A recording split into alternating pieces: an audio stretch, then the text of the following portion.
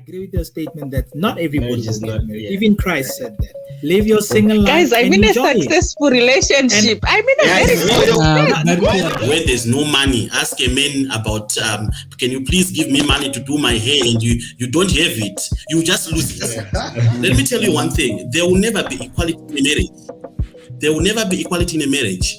But when we come to law, when we talk of equality, we are talking of men and women being equal before the law of the land, not the laws of marriage. At feminists and modern women, what they are doing now is fighting against the biblical context of life.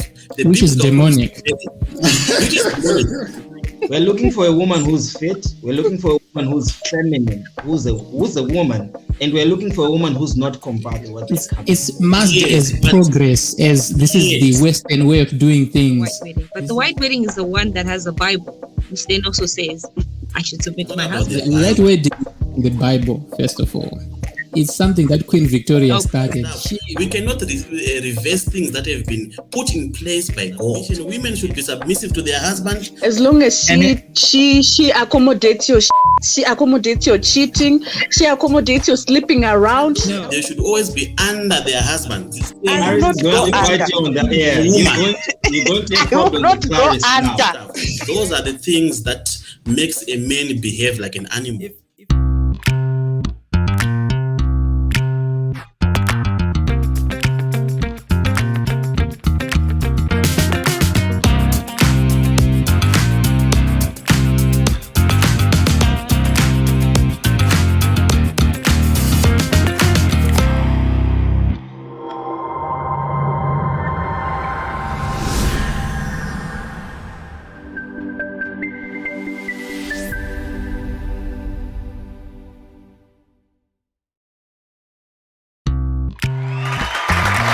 Hello and welcome, ladies and gentlemen, to another episode of Admire's Close-Up. This is your main man speaking, Admire Manyange, and we still have the amazing panel right in the studio. Ladies and gentlemen, I'm still happy you are here. I'm very curious to hear what the lawyer will tell us. Mr. Eddie, tell us, what are your thoughts with all this that we're talking about? All right, thank you so much, sir. Admire. I just feel we have deviated a bit from the main topic. We should have delved much into the Lobola payments, and then we go into the marriage. It seems like we are already in marriage, where we are now talking about. We like to be married, bro. I think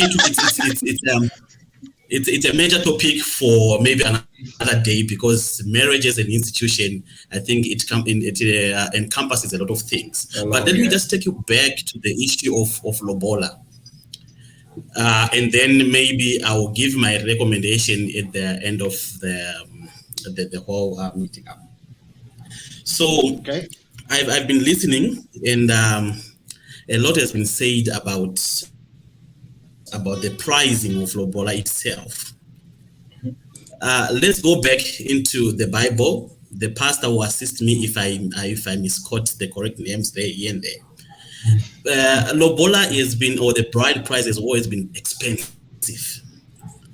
Okay. It has always been expensive, but now we are now talking of monetary value. That's why we feel like the figures are going up. But if we go back into the history, you learn that bride price has never been easy. It has always been something that is very expensive. There's a higher tech that comes with bride price. Let's go to the Bible. There's an issue of is it Jacob's son going to work for 7 years for Leah? Then he was given a different wife, not the one that he went to work for as bride price. Then he had to work for another 7 years. 7 years, guys, of working. It's a lot of money. If you want to, he was a terrible negotiator. That guy. He said he was a terrible negotiator. Jeez. If you want to convert the 7 years into money now, you can see probably we'll get into $100,000 in monetary value. So Lobola has always been expensive. It's like that. Even with our uncles, they pay a lot. They were paying a lot of cattle, 20 cattle. It's a lot of money. It has always been expensive. Now, when we go to the issue of is it a so-called of gender-based violence? I've had an opportunity of dealing with gender-based violence cases here in South Africa, and I've learned that it's not even about the Lobola payments. It's about poverty, the economy. Usually, these are the things that makes people fight in the house. Where there's no money, ask a man about, can you please give me money to do my hair, and you don't have it, you just lose it. So it's not about the bad price. It's the issue of other things, and the submissions. We were talking about submissions and stuff. Those are the things that makes a man behave like an animal. No money, and you don't submit. There was also an issue of equality. I'm just trying to touch every way because there are a lot of things that have been discussed here. Let me tell you one thing: there will never be equality in a marriage. There will never be equality in a marriage. But when we come to law, when we talk of equality, we are talking of men and women being equal before the law of the land, not the laws of marriage. These are the laws of land. In a marriage, it's a different setup altogether. Yes, you want to have, let's go to labor law, you want to have the same position at work. Yes, we are equal. We can do the same things. But in my bedroom, you will never be equal to me. In the marriage, you will never be equal to a man. And as a man, I will never be equal to you because there are things that you can do as a woman. So equality, it's modern women, I think, and feminists, they've come with a perspective of reversing what the Bible talks. If you want to look at feminists and modern women, what they are doing now is fighting against the biblical context of life. Which is demonic. Which is demonic. You see. But it's masked in a way that you cannot really tell that's exactly what it's masked as progress, as this is the Western way of doing things. This is American or British. What is written in the Bible and what God expects of us to do in a marriage. This is what they've been fighting all along. So these submissions and stuff, we cannot reverse things that have been put in place by God. And you want to come up with your own things. Let's leave submission. Women should be submissive to their husband. They should always be under their husbands. Yeah. And as a husband, I will not go under. You're going to have problems with Clarice now. Tell us why. Clarice doesn't want to go under. So let me ask. But that simple thing to you, Clarice. If you feel that you're not want to be led by a man, then I agree with your statement. I agree with your statement that not everybody will get married. Even Christ said that. Yeah. So probably marriage is not for you. That's why you feel that way, and there's nothing wrong with it. Live your single life. Guys, I'm in a successful relationship. I'm in a very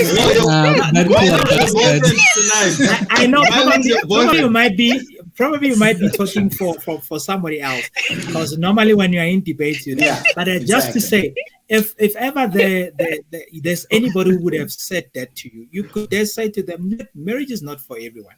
If you feel that you can't do it, leave it, and live a successful life as a single person. And that's exactly what I would say to a person who have an issue of following the principle. Because remember, principle is not only for Christians.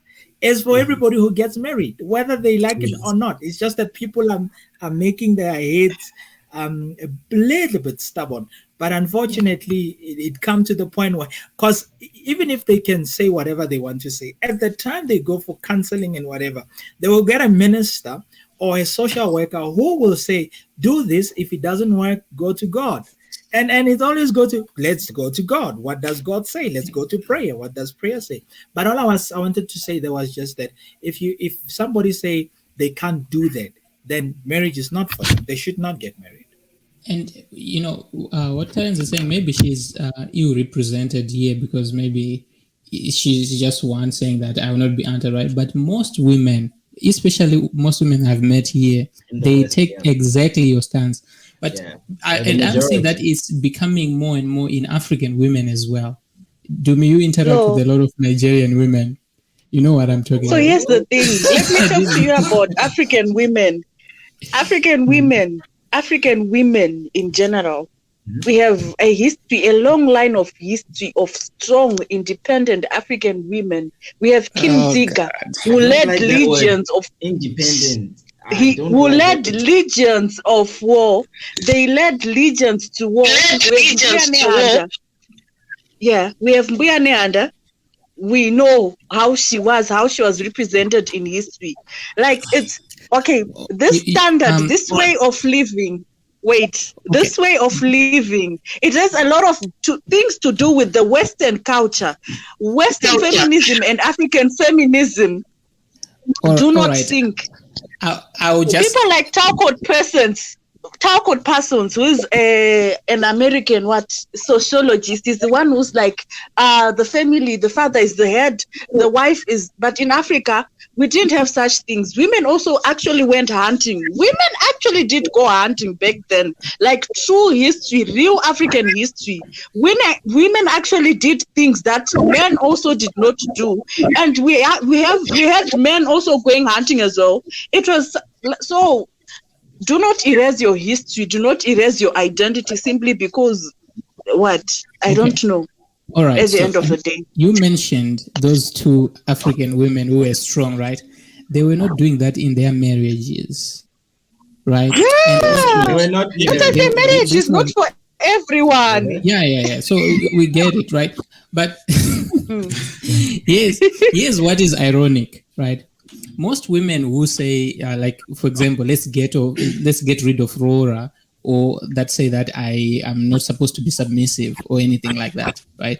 What they want to replace those traditional marriage roles with is a white wedding and a kind of Western way of marriage where, the woman is not supposed to cook or clean or do anything. Like, you do things half-half and you have some sort of roster. They want to have a bachelorette party and a white wedding. So they are replacing their own culture with a Western culture that has a terrible track record as far as having successful marriages is concerned. Yeah. Now, I'll give you the statistics. If you compare divorce rates amongst African women who have their rora paid for by their men, right? It's less than 10%. Speedo wants to come in. While for those Western women where you are saying strong, independent women and so on, it's around 75% in general. In the United States, it's 46%. In Luxembourg, it's 87%. The things that you are saying we should do, strong women who are independent and do this and do that. Western, they're not working. They have terrible. And let me also add. In South Africa we have Winnie Mandela, right? Yeah. Winnie Mandela divorced Mandela at the end of the day. No matter how powerful she was, she led. He couldn't keep his woman, bro. What chance does a normal guy have? You understand? No matter how she remarried. She remarried. Winnie led. She found another king. So Winnie led South African women to victory. She led South African women to stand. But when coming to marriage, that's totally different story because of the structure and the principles are different. No, but okay, let me say something. As far as I'm guessing, most of us here are Christians. And that is okay. I think you're muted. Speedo wants to say something. She's been on hold. I'm not muted, am I? No, I don't think I'm muted. Speedo, say something. Yeah. I wanted to come to the fact that you said we're going to the Western culture by replacing our culture with the white wedding. But the white wedding is the one that has a Bible, which then also says I should submit to my husband. So I'm not really running away. It's not about the right wedding in the Bible, first of all. It's something that Queen Victoria started. She one day decided I'm going to wear a white gown to a wedding. So then and why do we everyone- go to the Bible? No, No, then why do you? in the Bible we still have weddings. The wedding at Cana, we don't know what type of a wedding it was, whether traditional or white. It was a But traditional the wedding fact that because it they was a washed their wedding. feet. It's not Yes, traditional it was a because they wedding. followed Jewish customs. In essence, our Christian pastors should not conduct those weddings. I don't think that's where the problem is. You know, if we were to point where the problem area I want is. you know, he said we're adopting the white wedding, right? But the person that conducts that wedding is a pastor. And when you go for the counseling, yes, I'm supposed to submit to my husband because that's what the Bible then says. So I wasn't So talking it's not- about the event. I wasn't talking about the event itself because what you need is a blessing from God for your marriage. That's why the pastor is there. I wasn't talking about the event. I was talking about the dynamics of the relationship after you actually get Can married. Can we say after my bride price is being paid, my pastor blesses my marriage? Yeah. Yes, Yeah. then it can actually end there. What Exactly. they Thank say. you. Okay, let's go back to the law. Let's go back to the law and look at the prerequisite requirements of a valid marriage. Now, I'll talk about the South African law because that's the one that I'm practicing right now. The requirements of a valid marriage, we're talking of the payment, Lobola negotiations. We talk about the payment of Lobola and the celebrations. The celebration, the wedding itself, the event, it's just a form of a celebration. Whether you celebrate it the traditional way or the white wedding way, it's just a celebration. But everything is we are done. We are already having a valid marriage by payment of Lobola negotiations and payments. Then comes in the celebrations. It can be done in any way. If you want to adopt the Nigerian culture of doing a wedding, you can still do that. If you want to do the Indian way, you can still do that. It's just an event. Which is not of significance when you talk of a marriage itself.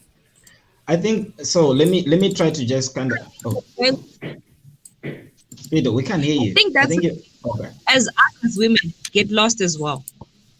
Because if I think that the white wedding is the biblical wedding, I'm just saying, okay, and I'm being told to submit and all that, I now don't look at the fact that I'm following a Western culture of the white wedding. I think the white wedding is a Christian way of getting married.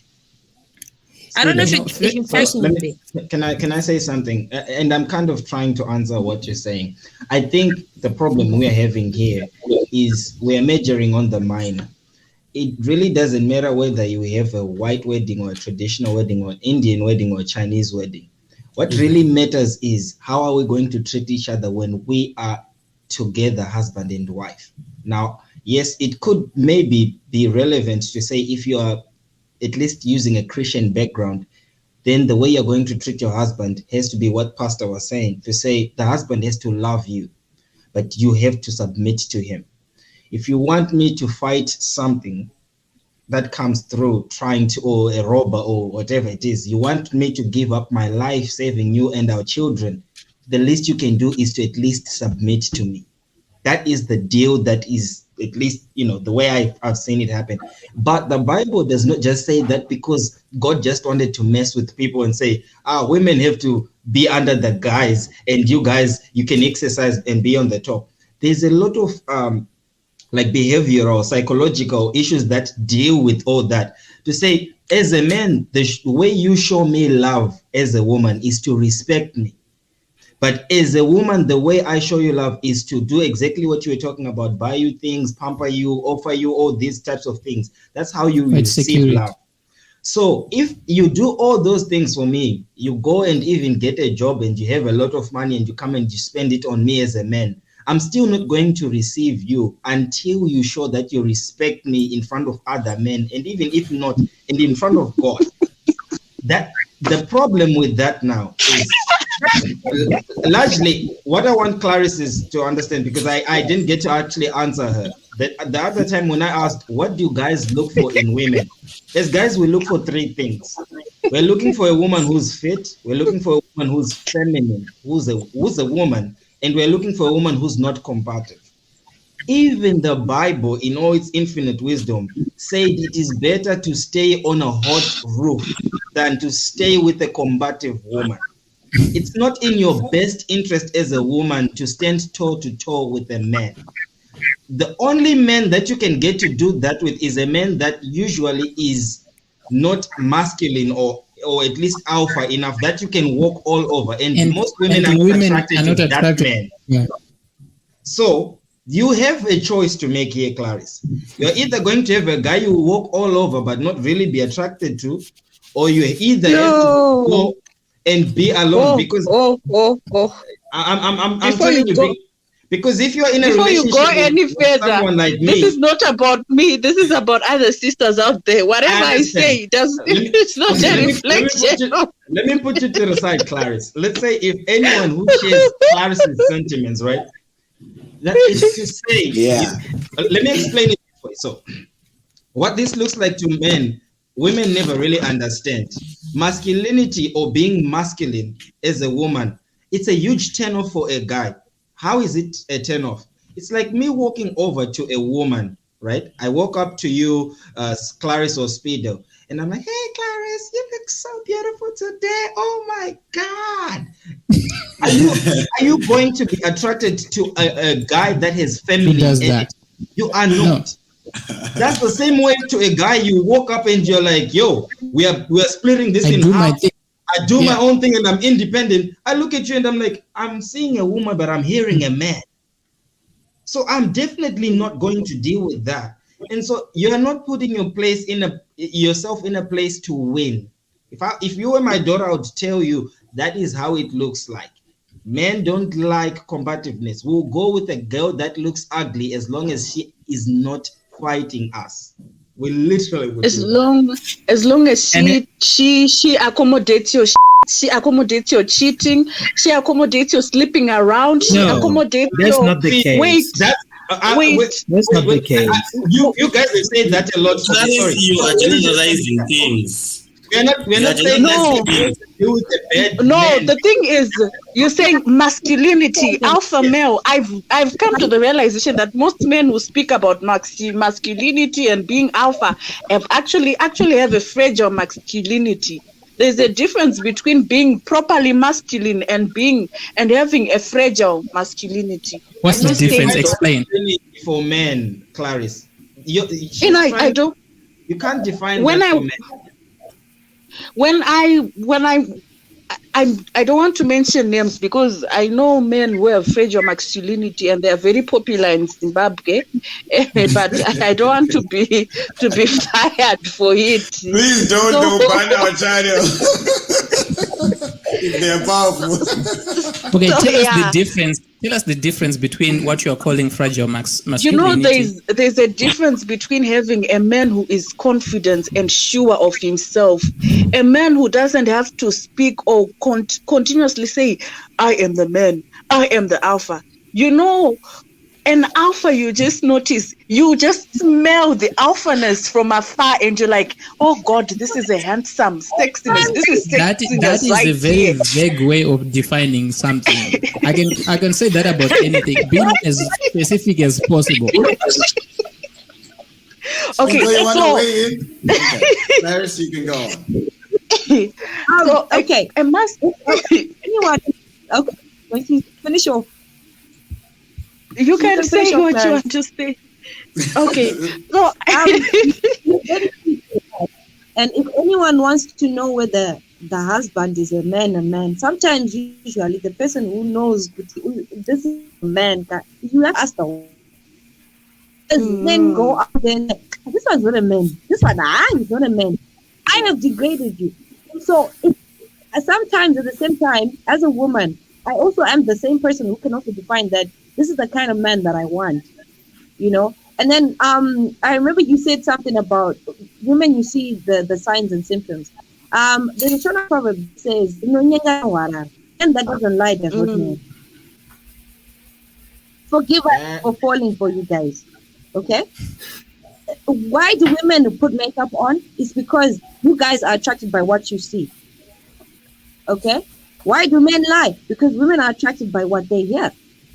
So forgive me for falling for this. Okay, this is the nice guy. This is how I'm going to be. I'm forgive me because I'm gullible, because I'm the weaker one. But if you if those people are elder than us. I wasn't even born when those things were said. So those things do happen. But here's the thing. Are you real enough and are you man enough to treat your wife like a woman or the queen that she needs to be? As a woman as well. I don't know how to say this. As much as you might say, I'm not saying I want to run away or it's an excuse for us not to be submissive. But it's so easy to submit to a person that treats me like I am the woman. No matter what, no matter how, no matter what. Exactly. You see, it's easy for a man to love. It's easy for a man to love and provide for a woman who behaves feminine and is submissive and does that. So I don't really know. I agree what's with being you guys. Feminine, what's being masculine? Men always I'll complain. tell you what's being feminine. No longer doing this, but do you realize when you don't give me a reason, when you don't text me, babe, I can't wait to see you. I won't get dressed up anymore because I don't have anyone to get dressed for because you're the hunter. You understand? You also make me feel like I'm wanted, I'm needed. You understand? As much as we go back to what Pastor said, Adam was made first. And Adam was made first. I came out of Adam.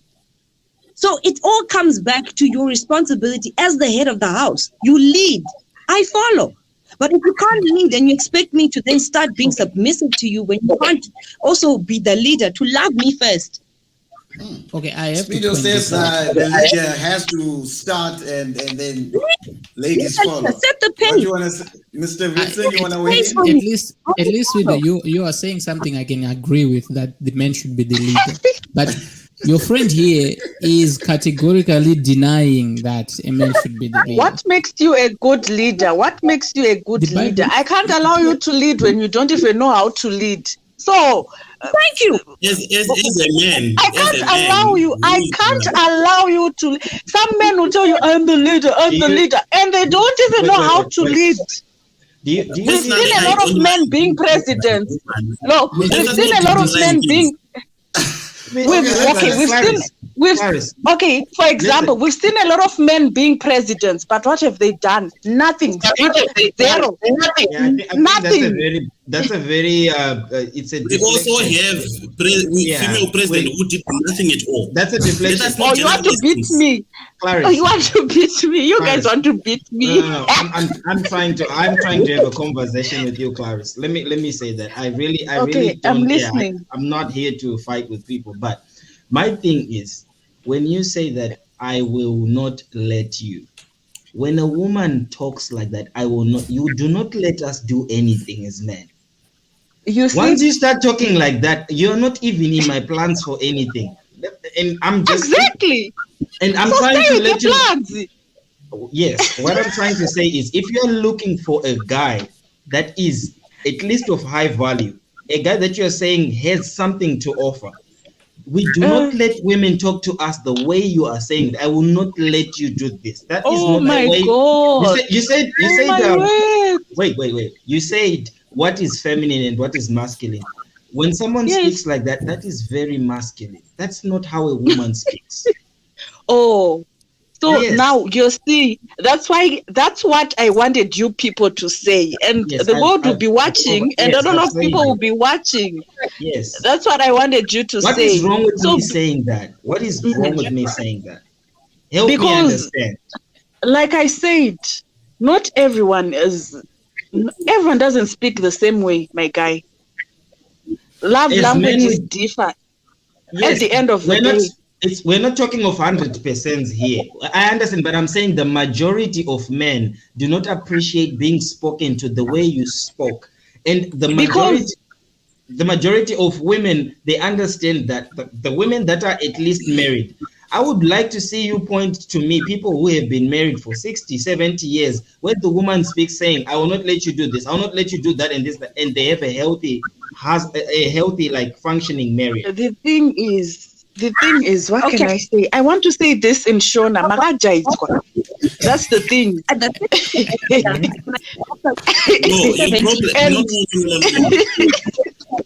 Honest. The thing is, you're not used to the feminist and the modernization that you are trying to bring into your life. That's where the problem is. And I'm also a divorce attorney. I'm also a divorce attorney. Can I speak? Yes, I'm also a divorce attorney.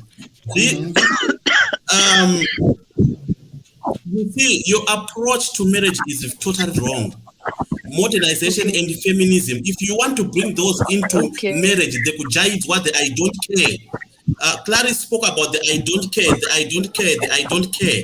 That's why I said marriage is not for everyone. Then Speedo here spoke about Speedo. Can I finish? You spoke about Jaitwa, which is more like how do you can you help me? Jaitwa, how do we translate it for Pastor Tapelo here? I think he gets it. Jaitwa. I think there's a word like that.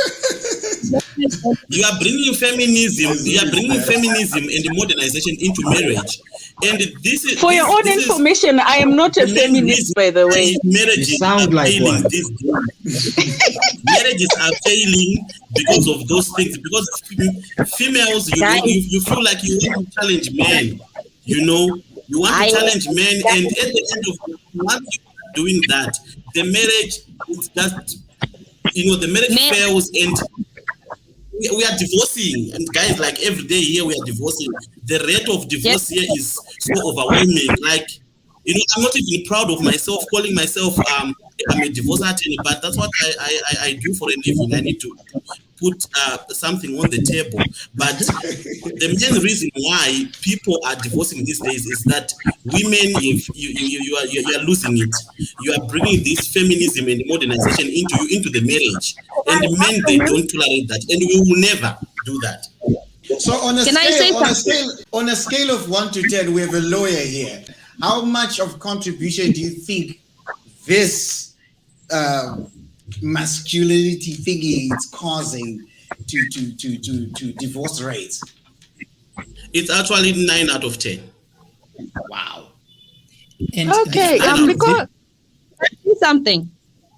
I said again, and I'll say it over and over again. Men have lost their place in the world. You are the leader. When a man goes and gets a one-night stand with a woman, she gets pregnant. He left that woman. She becomes bitter. Most of the feminists are single women that have been dumped by a man and hurt by a man.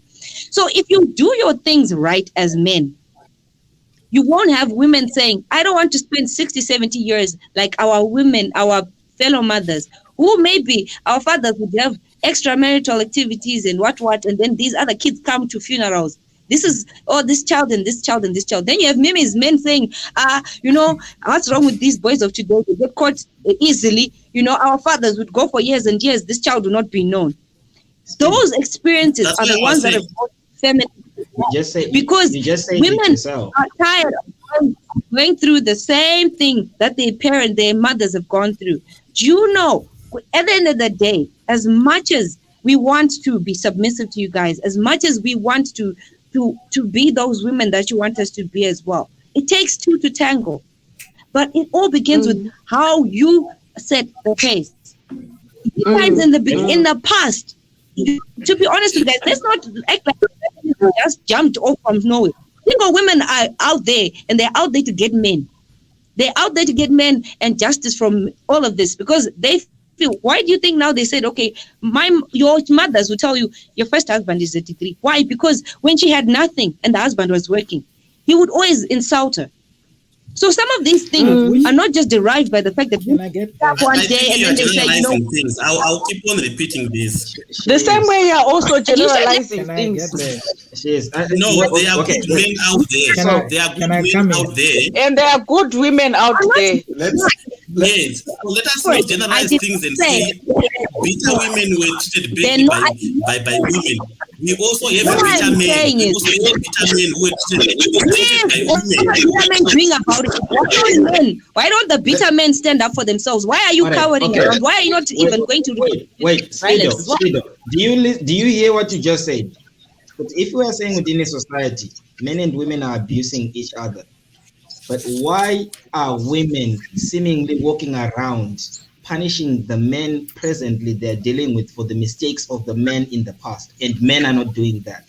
That is exactly what we're talking about. Why do you guys get to walk around bitter and we do not?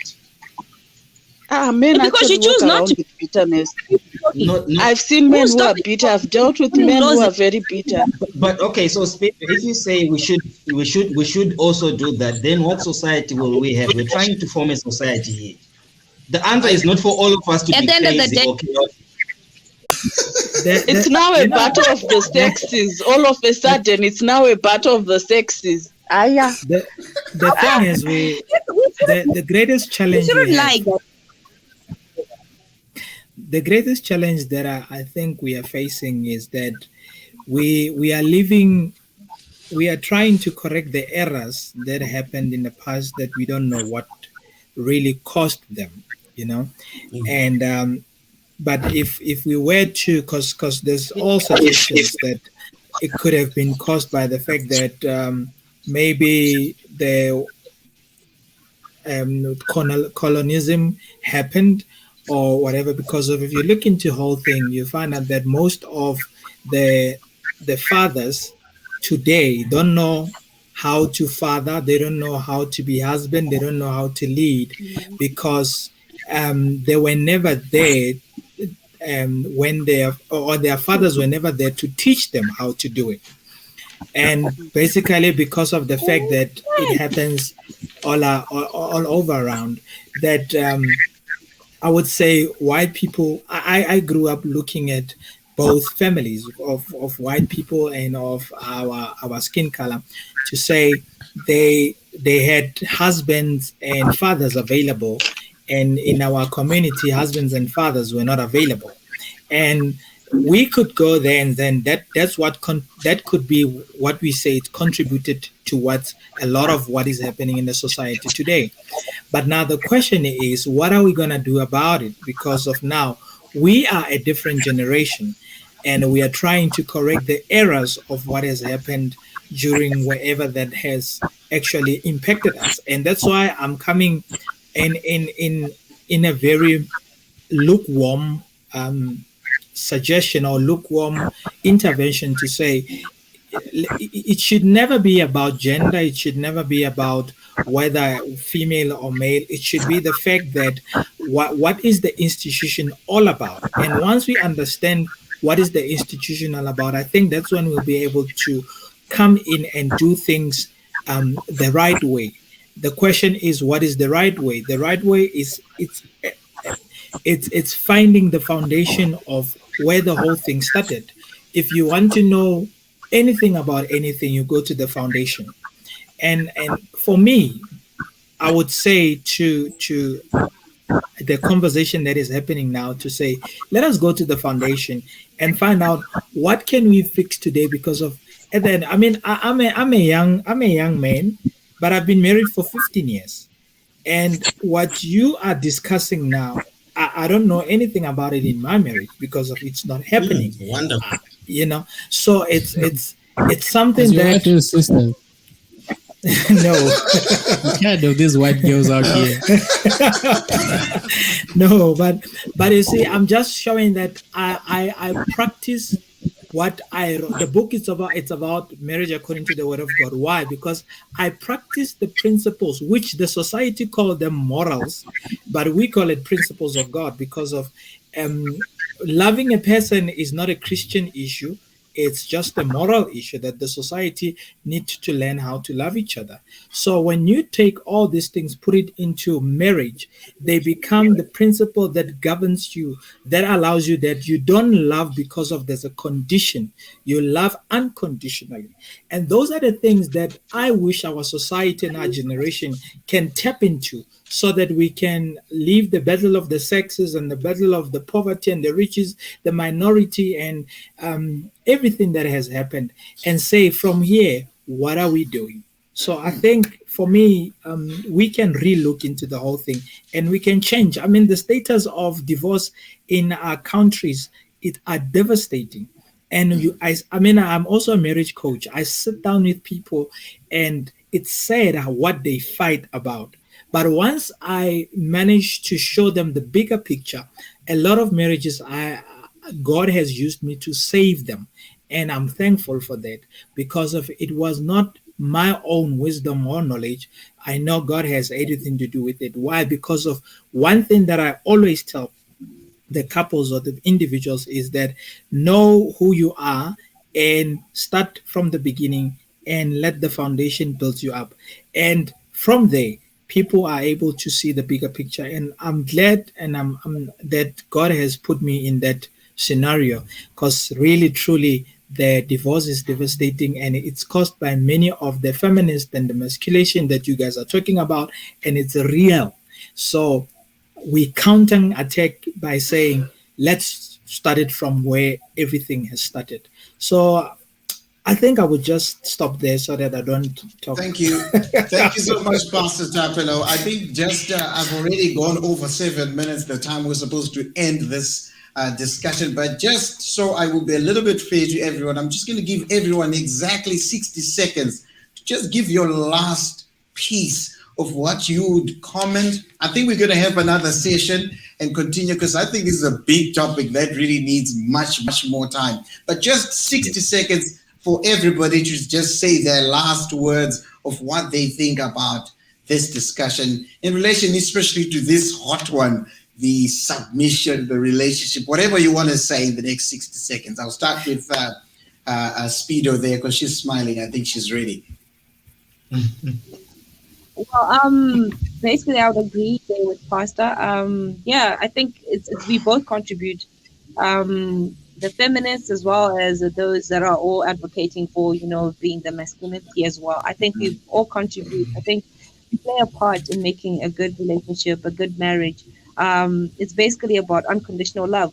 If you don't love somebody on the condition of A, B, C, D, because our Father doesn't love us on a condition of A, B, C, D. So basically, if we were to look at it that way, I think a lot of things will be solved.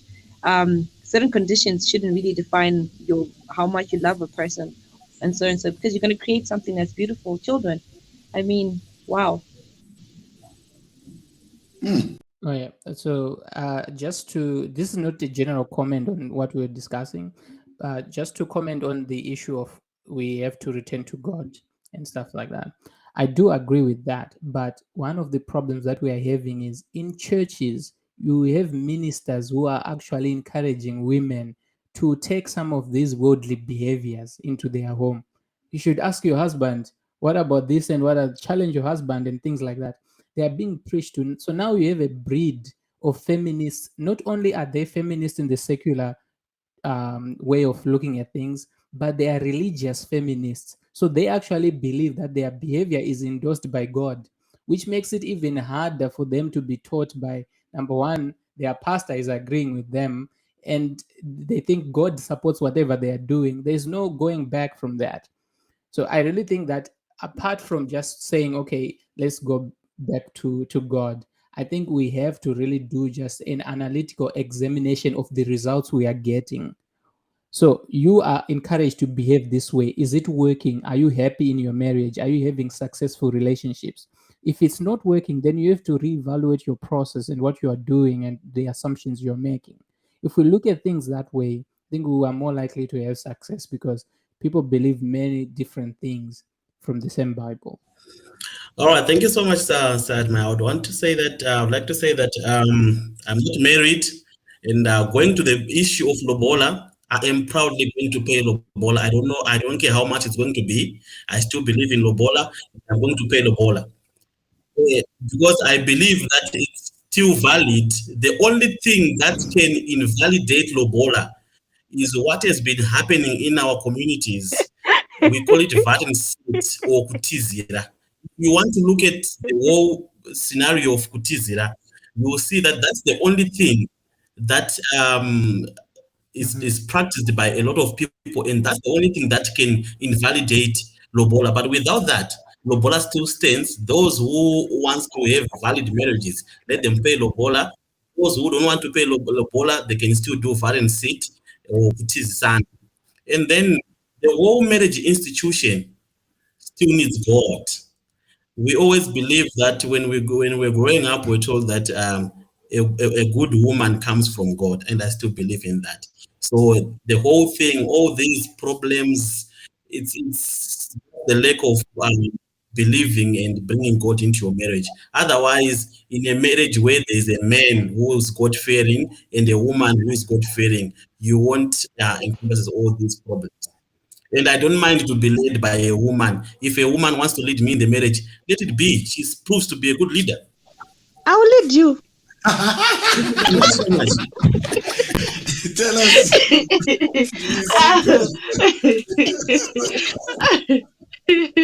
So, the bottom line is marriage is a beautiful thing. Don't make it ugly. Like, it's a very beautiful thing. And also, one day, I think I'll have to have a lesson, one-on-one lesson with each of you here on what exactly is feminism and its personal essence, Anditika. And I would also like to say that it's important that we appreciate each other despite our differences as men and women.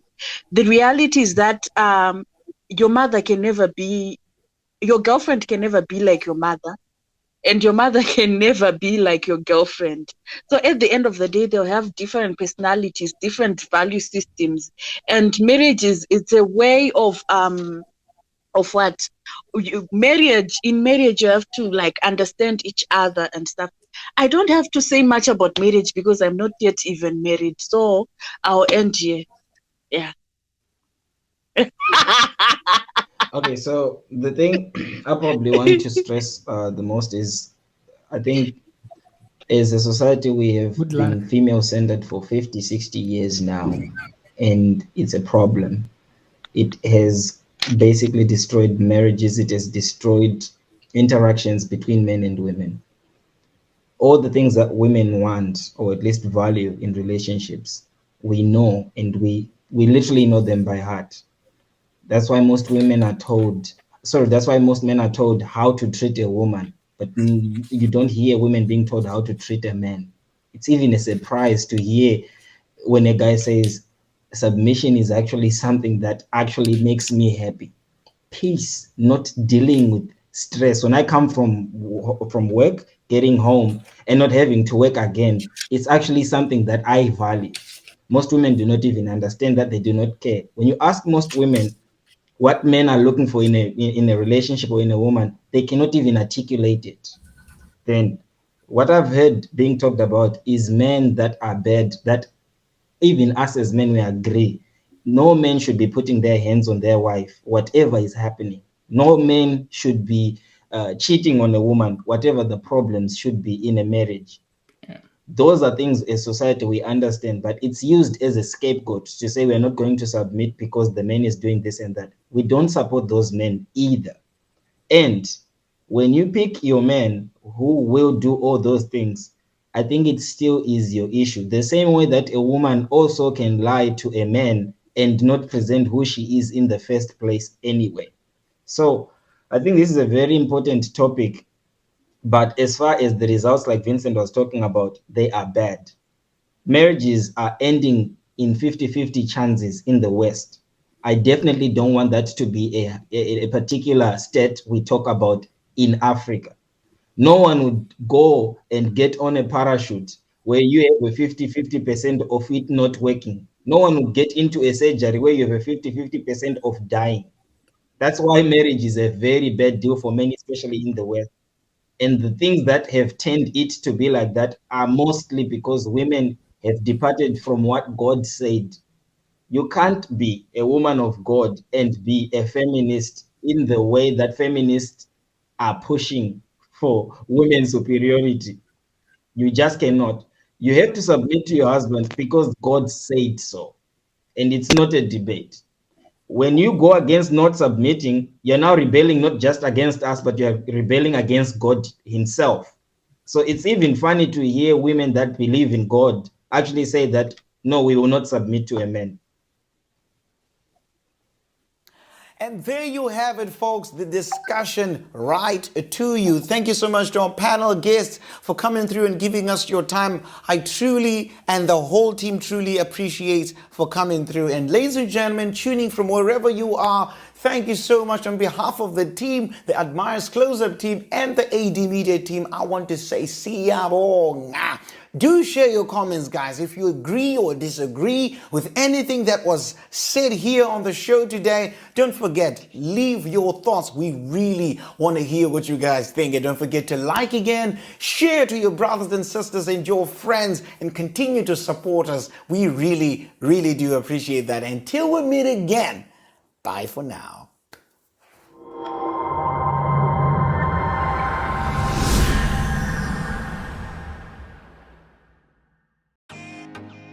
We are a full-service advertising agency with intentional creators who deliver innovative solutions, remarkable brands, and highly thoughtful experiences. AD Media provides a full-service brand and experience packages from start to finish. Whether your start is a blank canvas or a heritage in need of modernization, we also offer single service if you're not into that. From inspiration to execution, we develop the best ideas into projects and campaigns that allow small businesses and big corporations to effectively market their products, services, and events. To ensure successful advertising, we use quite a number of techniques, which include market research, conceptualizing, analysis, and evaluation. We execute every project and campaign with the 8-step process that delivers effective and strategic ideas in a short time frame. Whether you want to market a product, a service, a company, an event, or even you yourself, we will begin the marketing process by first establishing your target market audience and your goals. Whether you want to increase sales, improve customer experiences, or become the leader in your industry. So where are you going? Tell us, and we will show you how you can get there. For more information, contact the numbers appearing on your screen for a free consultation, and we'll take it from there.